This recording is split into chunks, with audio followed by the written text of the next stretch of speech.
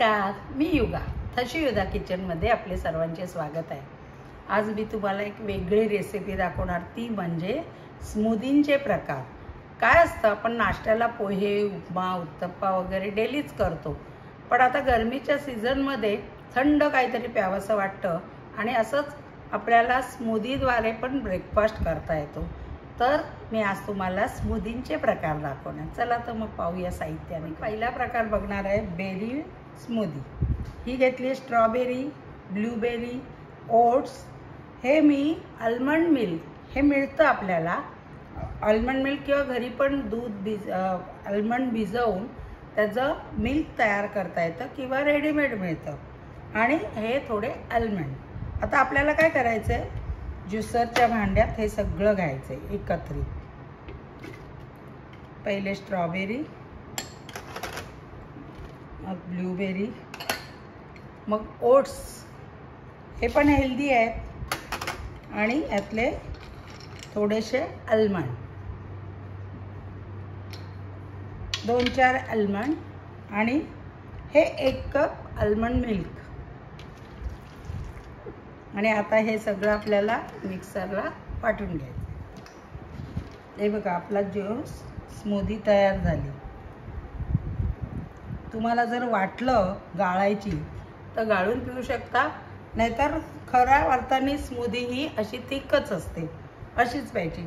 तर ही आपली berry smoothie तयार झाली। आताच आपण पाहिलं ते बेरी स्मूदी पाहिलं, आता आपण ट्रॉपिकल स्मूदी करणार आहोत। कारण ही फळं ताजी ताजी आपल्याला दिसतात, मिळतात, सगळीच खाल्ली जात नाही, पण असं स्मूदीमध्ये आपण प्रत्येक फळ ॲड करून आपल्याला छानसं अशी स्मूदी तयार करता येते।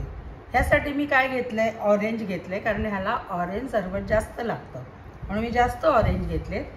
पायनॅपल घेतलं 1 वाटी, आणि अर्धी वाटी मँगो घेतला आहे। आणि हे ग्रीक योगर्ट, हे खास ग्रीक योगर्ट हे थिक असतं आणि हेल्दी असतं, त्यामुळे हे वापरलं जातं। जिमला तुमच्या घरातले कोण जात असेल तर त्यांना हे अतिशय हेल्दी स्मूदी आहे। ते जिमवरून आल्यावर तुम्ही हे स्मूदीचा 1 ग्लास दिला तरी तो त्यांना फायदेशीर असतो। चला मग आपल्याला काय करायचं आहे, पहिल्या ह्याचा ज्यूस हवा आहे, मी म्हणून सगळी संत्री टाकली, नंतर हे पायनॅपल, अननस,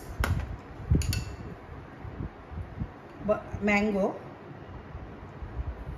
आणि आता यातच हे ग्रीक योगर्ट। जर तुमच्याकडे नसेल तर तुम्ही घट्ट दही टांगून, म्हणजे हंकड म्हणतात, दही कपड्याला टांगलेलं, ते घालून केलं तरी चालतं।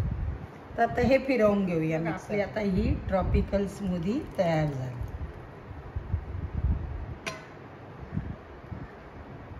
आता आपण ट्रॉपिकल स्मूदी पाहिली, आता थर्ड म्हणजे तिसरी फ्लेवरफुल स्मूदी करणार आहोत, ती म्हणजे किवीची।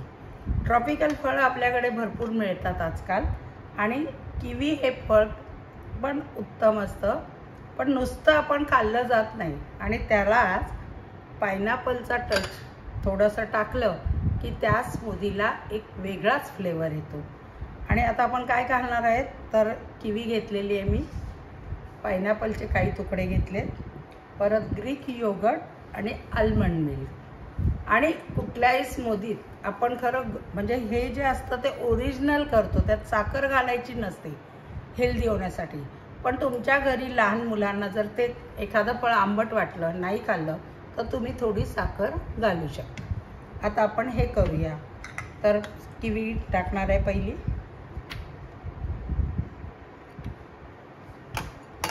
त्याच्यानंतर हे पायनॅपलचे चंक्स,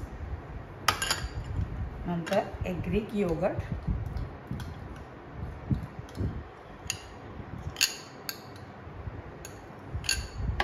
आणि आल्मंड मिल्क, आणि आता हे फिरवून घेऊया। आपलं किवी पायनॅपल स्मूदी तयार झाली। अशा प्रकारे मी आज तुम्हाला 3 स्मूदीचे प्रकार दाखवलेत। असेच तुम्ही वेगवेगळी फळं वापरून वेगवेगळ्या दिवशी वेगवेगळी स्मूदी तयार करू शकता। कधी कलिंगड घ्या, कधी पपई घ्या, आणि त्याच्यात कधी पुदिना, काकडी, बीट असे वेगवेगळ्या प्रकारचे आपण स्मूदींचे प्रकार करतो. जरूर करून बघा कसे वाटले ते. आपले स्मूदीचे 3 प्रकार किती छान, रंगही छान दिसतो आणि खरं म्हणजे ना मुलांना असं कलरफुल ड्रिंक प्यायला खूप आवडतं. हेल्दी तर आहेत. अशाच तुम्ही घरी वेगवेगळी फळं वापरून तुम्ही करू शकता. मला माझी रेसिपी आवडली असेल तर लाईक करा, शेअर करा आणि अजून ज्यांनी सबस्क्राईब नसेल केलं त्यांनी जरूर करा. धन्यवाद.